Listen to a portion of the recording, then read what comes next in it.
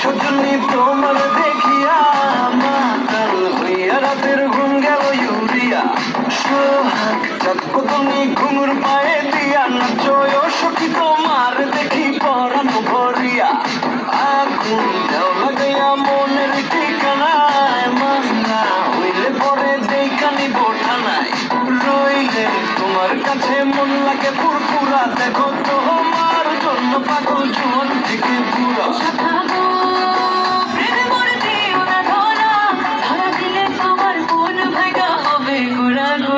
তুমি কোন শহরের মাইয়া গো লাগে ঘুরা ঘুরা তুমি কোন শহরের মাইয়া গো লাগে ঘুরা ঘুরা তোমার দেখলে পরে পুরা মাথা ঘুরাই গো লাগে ঘুরা ঘুরা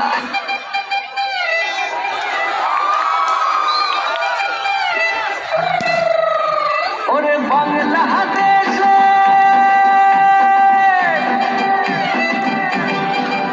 ওরে বাংলা দেশের মেরে দুই লাহা গাছ একবার যেই ঘুইরা তাকাশ লাগে ছাকাশ পদ্মা নদীর ইলিশ খাইয়া রুখানা কি ঝকঝকে বানাস একবার যেই ঘুইরা তাকাশ লাগে ছাকাশ পদ্মা নদীর ইলিশ খাইয়া রুখানা কি ঝকঝকে বানাস ওলালা ওলালা ওলালা